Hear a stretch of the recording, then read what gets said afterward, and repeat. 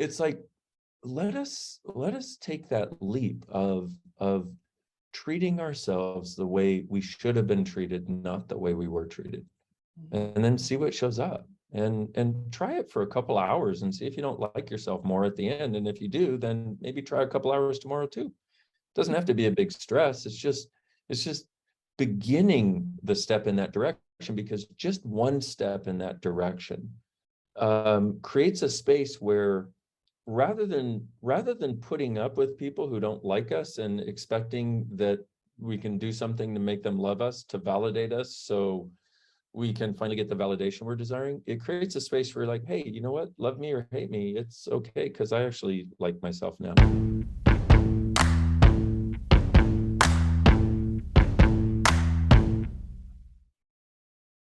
Hello, everyone. Welcome to the Relationships Done Different podcast. I am one of your hosts, Paula Peralta, and I am delighted to be joined by the brilliant and the incredibly smart, funny, interesting Dr. Dain Heer.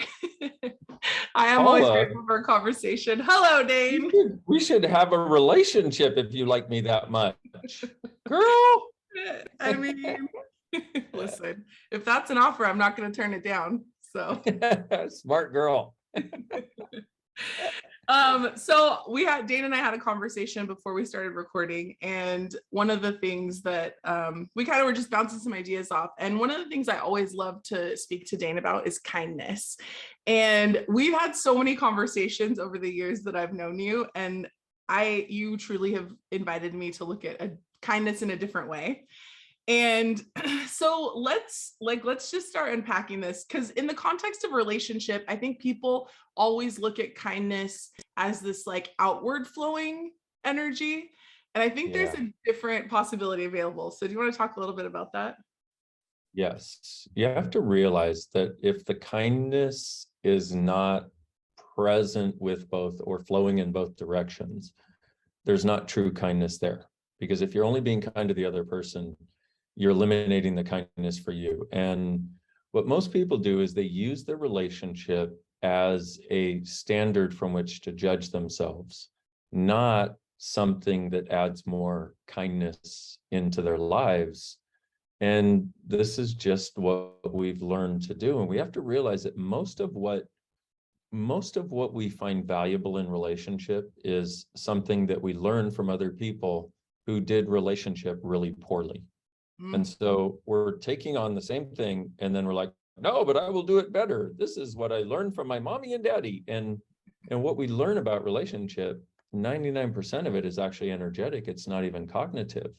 And so this idea of kindness it's like, if you think about it, if we're going to be in a relationship, it should add to our lives really dynamically. Otherwise, we don't have to have one, and so as far as the kindness goes, it's like, think about it. If you have one friend that you love to be around, that doesn't judge you, doesn't think you should be any different than you are right now, what's it like to be around them? And how much kindness does that give you for you? Because when somebody sees you and they're like, wow, you're just so amazing, what do? You're like, oh my goodness, I'm cooler than I thought I was. I thought I was a pile of shit, but I smell like roses, And we're so seldom willing to go to that place of actually liking us. So we create a relationship with somebody who also doesn't like us in the same way we don't, because we assume that that's the way it has to be, because we assume that there's something inherently wrong with us that a relationship is going to undo and fulfill. And because most people are doing it from that place, it's a recipe for perpetrating the wrongness of you. And you can either have kindness toward you, or you can have the wrongness of you. And this is a choice we have, though. I used to choose to be with women that didn't like me. I mean, I was engaged to one before I started Access Consciousness, and she literally did not like me. And I started doing Access, and she's like, could you stop doing Access, please? I'm like, wait, what do you mean? She's like, well, you're a chiropractor, and that's weird enough. But I can't explain this shit to my friends at all. She literally said that to me. And here I was, I'd asked the lady to marry me. And I looked at that and I went, she doesn't care about me. But then I also looked at it and went, wow, where am I not caring about me? Where is this actually showing me that this is the value I have to myself? And we need to get over the idea that a relationship is going to solve our problems. It doesn't, but it will point out our points of view about us and the world. Mm.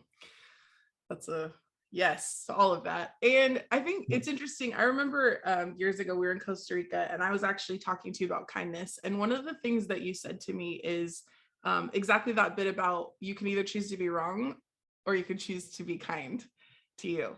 And and I was like, but I don't even know what that means. Like, I don't even know what kindness means anymore. Right. I was like going into this whole meltdown. And you said, well, what if you just asked for more kind people to show you the energy of kindness? Like, what if you showed the earth to show you the energy of kindness? Like, what if you know, and you actually gave me an example of like, have you ever played with a puppy? And just that energy of like, hi, I'm so excited to see you. Like, I don't care what you do. I just want to keep playing with you and petting you, being pet by you. And I've looked at that so much over like the years forward where I'm really asking for more kind people. And the more I ask and the more I'm willing to be kind to me, the kinder the people are that show up in my life. And the more they show me this energy of kindness in all of my relationships, whether it's relationships with lovers, friends, business partners, like it's wild how just these ripples of kindness start to permeate your life when you're willing to ask for it. And like you said, be kind to you. Yeah. And like you said, also, thank you for saying it, because a lot of people have no idea what it is to be kind to them. I was having a conversation with a lady a little before we got on the Zoom, and her mom is fell, and she's been doing everything she can to try to make her mom happy, to try to make her dad happy. She's flying into Houston to take care of the mom because just having the dad around is so stressful. And it was interesting because this lady is so beautiful. She gives, she's giving of her soul, to try to create some space for these people who don't desire it. And one of the most beautiful parts of the interaction with her was, I said to her, I said, makes me cry. I said, you are so beautiful. I said, I am just struck by the beauty of your caring, the beauty of your kindness toward these people, and your desire, even though they have invalidated her pretty much every day of her life. They have no happiness in their own worlds. They've taken it out on her ever since she was a kid, and she's in her 40s or 50s now. And to be able to acknowledge that in her, you could feel her world melt, because all she was ever able to look at was what she hadn't done and what she hadn't been, and that she hadn't been able to make her parents happy. And so then she repeated that in one marriage, and then sort of in the second, but it was better. But that for me that's one of the things that no matter what relationship we're in, if we can be that starts to allow us to start to actually receive that from the world too. And so if you can see where you could see, like this lady, like she's a beautiful being.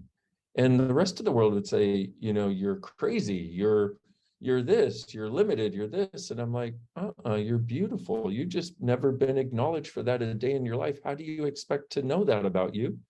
You're not wrong because you don't know it. We need to look from the place of, how are we treating us? How are we being for us? And if, like you said, if we can get the sense of what it's like to be around a puppy, or if you have one friend or one person in your life that doesn't judge you, what's it like to be around them? And then what if we could do that for us? And one of the easiest things we can do is when we notice ourselves getting down on us and going through the monkey mind of what we're doing and being wrong, just friggin' stop. And, if you know access, you go puck and pot all that shit.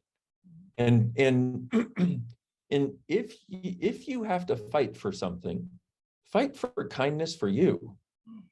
And who or what are you fighting? You're fighting the demons in your head. and most of them aren't literal demons, thank goodness, but it's like, let us take that leap of treating ourselves the way we should have been treated, not the way we were treated, and then see what shows up, and try it for a couple hours and see if you don't like yourself more at the end. And if you do, then maybe try a couple hours tomorrow too. It doesn't have to be a big stress. It's just beginning the step in that direction, because just one step in that direction creates a space where, rather than putting up with people who don't like us and expecting that we can do something to make them love us, to validate us, so we can finally get the validation we're desiring, it creates a space where, like, hey, you know what? Love me or hate me, it's okay, because I actually like myself now. I love that. And that's really, I mean, I would imagine for a lot of people, that's the target, is getting to the point where you're like, listen, whatever shows up, I like myself now. So it's all good, however you feel about me. And I think the thing I would say about that is, we know that anything you acknowledge can grow and become greater. And so if you're in a space now where maybe you aren't sure what kindness towards you looks like, and just take that one little step, like Dain talked about, the more you can celebrate those small, like, even if it's a 2% shift or a 10% shift or a 50% shift, the more you acknowledge that, it is an actual exercise of putting one foot in front of the other and just keep going. And the more you choose that, and the more, even if the only kindness you can create for yourself is to stop judging you for 10 seconds, that, acknowledge that, celebrate that, and choose that as much as you can, keep choosing it. And just know that the more you choose, and the more you choose, and the more you choose, the greater that kindness towards you shows up. And that, I mean, listen, I am living proof of that, that it doesn't happen overnight. Yeah, for sure. And I think that's I love that invitation that you're being with this, of kindness towards us. And it's so required in the world. Like, it's so just the invitation that we all need and didn't know that we needed. Totally. And that's why I'm bringing it up, is because if we all probably have a lot of things in our lives we'd like to change, changing that changes everything else. It changes how your entire world shows up for you, which I know you had a conversation about kindness recently, I think. And I wanted to have another one when you said that, because it's such a game changer. And, and people who know me or have been to classes with me, might see me on stage and be like, wow, he must really like himself. Well, I do, because I have done the work, and there's still always more ways in which I can be kinder. But it's like, if you do the work, in other words, like Paula said, start small, 10 seconds of not judging you, 10 more seconds of maybe actually liking you. Maybe write down every single day one thing you're grateful for about you. And keep that list going, put it on your phone so you can go through and read it when you need some more kindness for you. But it doesn't have to be change it all. It doesn't have to be monumental. This is like a slow drip system. It's a marathon, not a sprint. It's like Chinese water on torture is what it is. And drip, drip, drip, drip, drip, drip, drip. And it's like, and the resonance through our world, it changes everything. And I know that just asking for it starts the change. But part of the way we're unkind to us is we go, oh, but I don't know how to do it, so I can't get there. That's very unkind. Whenever you say I can't, you're being unkind to you. And that's another awareness that can be a little, really? Yeah, because what kindness to you would be, okay, if I really desire this, how can I? What's it going to take to create this? What can I choose differently now? And the other thing you want to do is each day make just one different choice for you. And I also suggest take 20 to 30 minutes a day to do something for you, just for you. And it may just be drinking your coffee. And my sister's story, I said this for years in classes, and she heard it and ignored it. And of course, I'm her brother, so she can do that. But She wasn't the only one, probably, but I said, take, 20 to 30 minutes a day and do something for you. Do something that's nurturing to your body and being. And so finally, after a couple of years of hearing this, and here she was, stressed out, a mother of four, a salon that she's running, money stress, every stress known. And she's like, okay, so she got up a half an hour early and went out and watched my YouTube videos. And literally after a week, she's like, oh my God, I've got more energy than I've ever had before. I feel like my batteries are getting filled up again, just from doing one thing for 30 minutes a day. So even if it's a little getting up early, even if it's 15 or 20 minutes, just do something for you each day. Because most of us, our lives are, and this is interesting, partially because of how kind we are, most of our lives are about other people.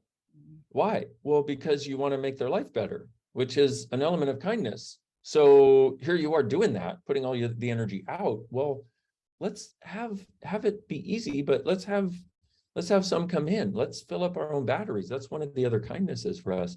And as we do, what happens is, see, one of the things you'll see in relationship is people that this one's all stressed because this one's all stressed because of this. Well, those are, I guess you could look at them as individual matters. Each party is stressed and feel like they're run down. Well, what does that create when two people get together like that? Nothing wonderful, But let's say this person's stressed and you're like, oh my God, I'm so good. I just watched Dr. Dain's videos. In fact, I think that's the thing that everybody should know. Just kidding. I just did something wonderful for me. I just, had a walk and saw these beautiful animals and I was out in nature, or I just called somebody I really like. We had the best conversation.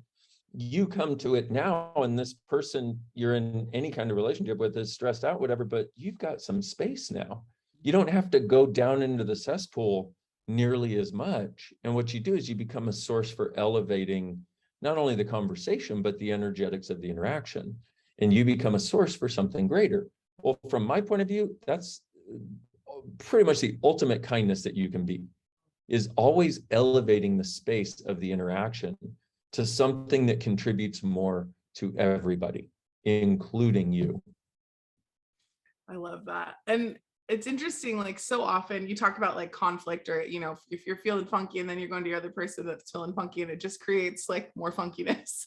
I think it's really cool to take that minute and really use those 10 seconds to just pause and be like, okay, cool. If I wasn't judging myself here, because so often you feel grumpy or crunchy or funky or whatever word and then you're judging yourself for it, which actually just makes it worse. And then your partner or the person you're interacting with is picking up on that, but then they think it's them. So they start judging themselves. So then you just have two people who are massively judging themselves, trying to interact with each other. That elevation cannot occur. So if you're willing to just pause for a minute and take a breath and lower your walls and barriers and be like, yeah, I am feeling crunchy right now. And also, I really enjoy this person, this situation, whatever. I enjoy me. So taking that time to nurture yourself is such a game changer, and it has a ripple effect that's instantaneous. So I love that suggestion. And and if we can, if we can start valuing the lightness and the space, that's another kindness. Actually valuing it, because we weren't taught this by anybody that I know of, which is why I talk about it so much. If we can start valuing the lightness and space and start actively choosing that which creates more of that, like we talked about, we become a different invitation. We change the game, so to speak. And for us, definitely, but also for everybody we interact with. Absolutely. And that's what's so cool is that thing about if you're willing to be that energy for you. So often, a lot of us, when we're willing to be kind to us, it's also with this caveat of like, we still walk through the world with these walls and barriers. But if you're willing to actually truly be kindness with you, you actually realize that you don't require the walls and barriers. And that's when the invitation becomes so fun, because you see people being like, what are you doing? Why are you so happy? How did you learn to love yourself so much? Right? It puts them in question. And so then that's what allows that energy to truly permeate the world. And I know you wrote the book, Being You, Changing the World. And also we need to, maybe volume 2 is like being kind to you, changing the world. Because Yeah. there's something there about that like it is, we talk about how kindness changes the world, but I just want to like insert kindness to you changes the world. Yeah. True story. And, and I'm really glad you also brought that up, because one of the lies of being kind to you is that then your life is going to be all about you. And we're taught this from the time we grow up, that make your life about other people. Otherwise, you're a bad person who's selfish and blah, blah, blah, blah, blah. Insert judgment here. And it's like, that's the exact opposite. It's only when you have the kindness to you that you can actually even be present for the kindness that you can be toward others. And we also need to make a distinction between nice and kind. Kindness Please is the do. willingness to, what's that? It said, please do. Yes. Kindness is the willingness to look into somebody's world, see what they require, and deliver it if you can. Which is like, okay, nice is where you're trying to prove that you're not bad, wrong, and evil. So you let people walk on your head to prove that you don't secretly want to kill them. This is basically how nice works. Because we always try to prove the opposite of what we believe we are or what we've decided we are. And so somebody who's nice is always like, no, it's okay. No, I don't have a point of view. No. And they're the people you want to kick in the head. Okay. Somebody who's kind, you're like, oh, it's so nice being around them, because there is this kindness, which is also a presence and a strength. This is the other thing. We're taught that kindness is weakness. No, it's not. Niceness is weakness. Niceness is actual weakness. Kindness is strength. Kindness to us, which allows kindness to others, that is a massive strength. And it is a strength our world is currently lacking very dynamically, that if we would choose it, would change the face of every moment we are breathing, but also every relationship we have. And with enough of us choosing it, it changes the face of the world. Because if you look right now, if everybody chose to be the kindness they can right now, how different would our world be? And people go, that's impossible. I'm like, no, but it starts with you. Don't say it's impossible and reject it. Ask, okay, if that, and this is the other thing, be kind enough to ask for what you truly desire. And I mean that small and big as fuck, meaning for you and the world. So if I say that, or anybody, you hear anything that sounds appealing, or come up with an idea of the way you'd like the world to be, just go, okay, I'm part of the world. I'm asking for this. This world is mine too. Okay, I am part of the creation of its future, because we all are together. So put your 2 cents in about how you'd like it to be energetically. And notice when you do, it's like, okay, that was cool. I can feel like I'm contributing to something finally. That's great. And then also for you, how would you like it to be? And get the sense of what it would be like if you were totally kind to you, and actually, like you've started having in your life, people that are kind to you. And all you have to do, the weird part is, if we can get the energy of something, if we can get the way it feels, or our sense of it, and just ask for that, you're going to notice it will show up. It will eventually show up. But it doesn't show up all at once. It shows up little by little, to where we don't even realize that we asked for it. But if you look back 2 years from now, anybody listening, set a reminder on your phone for 2 years from now.